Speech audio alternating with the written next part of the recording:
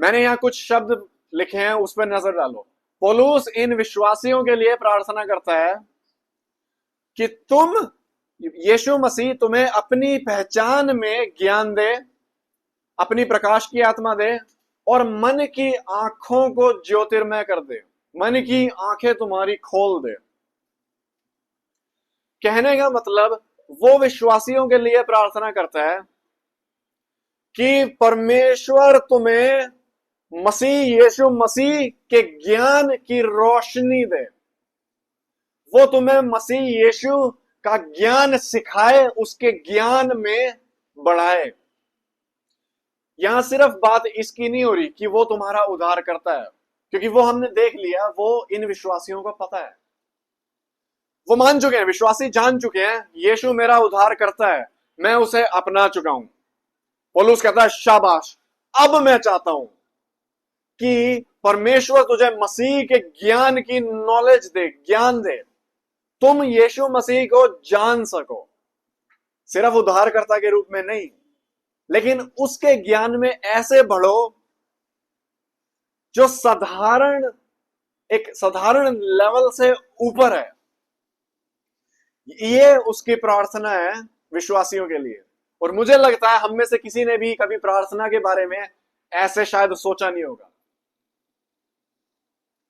हम में से हर एक मसीही की ड्यूटी है कि हम यीशु मसीह में, उसके ज्ञान में हम बढ़ें। ये हर किसी की ड्यूटी है, चाहे वो हस्बैंड है, चाहे वो वाइफ है, चाहे वो माता है, चाहे वो पिता है, चाहे वो बच्चा है या वो जवान है। हमें यीशु मसीह की पहचान में बढ़ना है। तो अब हम इसे थोड़े गहरे से देखेंगे। मुझे पहले ये बताओ,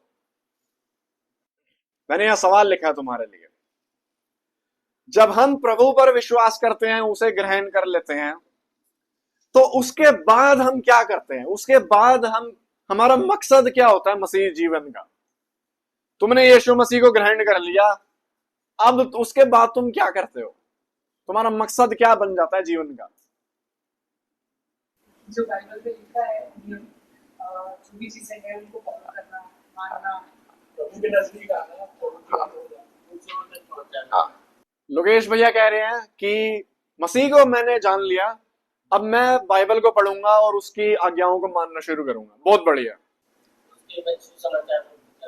राजीव कह रहा है कि मैं उसका सुसमाचार फैलाना शुरू कर दूंगा। बिल्कुल सही बात है, ये सब हमारा ध्यान यहां पर होता है। बिल्कुल सही बात है। अगर मैं एक वाक्य में डाल दूं तो शायद ये कह सकते हैं, सही जियो सही करो। सच है या नहीं? ठीक है भाई, अच्छा प्रभु है, पापों की माफी चाहिए, अच्छा मैंने पापों की माफी ग्रहण कर ली। अब विश्वासी अपने आप इस रास्ते पे चल पड़ता है कि मैं सही जीऊंगा, मैं सही करूंगा, मैं बाइबल पढ़ूंगा, उसकी आज्ञाएं जानूंगा और एक अच्छा जीवन जीने की कोशिश करूंगा। शाबाश, ये बिल्कुल सत्य है। ये मैं बिल्कुल क्लियर कर दूं, कोई संदेह ना हो, ये बहुत ज्यादा जरूरी है। सही जीना और सही करना मसीह में आने के बाद बहुत ज्यादा जरूरी है। इस बात को हल्के में ना लिया जाए, बिल्कुल भी नहीं। बिल्कुल सही है जब व्यक्ति बाइबल के अनुसार एक अच्छा जीवन जीने की कोशिश कर रहा है, बहुत जरूरी है, आवश्यक है। लेकिन पौलुस की प्रार्थना फिलहाल ये नहीं है। पौलुस की प्रार्थना ये नहीं है कि ये विश्वासी सही जिए, सही करें। यहां पर उसकी प्रार्थना है कि विश्वासी लोग अपनी नॉलेज में बढ़े, अपने मसीह के ज्ञान में बढ़े। ये पौलुस की दिन रात प्रार्थना है इफिसियों की चर्च के लिए। याद रहे, इफिसियों की पत्रिका पौलुस ने जेल में से लिखी गई है, जेल में से लिखी है।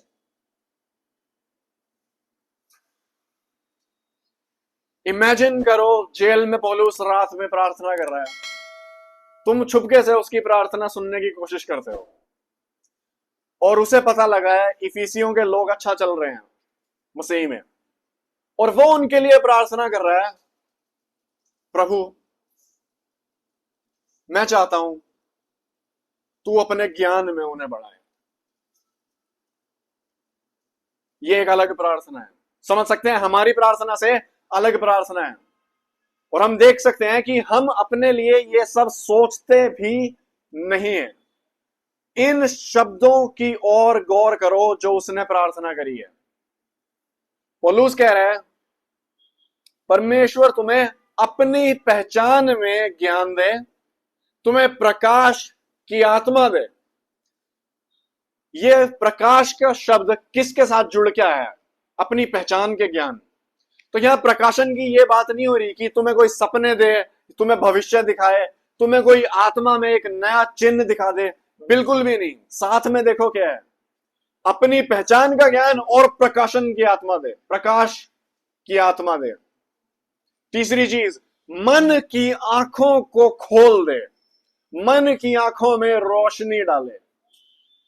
तीनों चीजें एक ही चीज सिखा रही हैं कि मसीह यीशु के ज्ञान में परमेश्वर तुम्हें बढ़ाए। समझ पा रहे हैं? मसीह यीशु के ज्ञान में बढ़ना जरूरी है।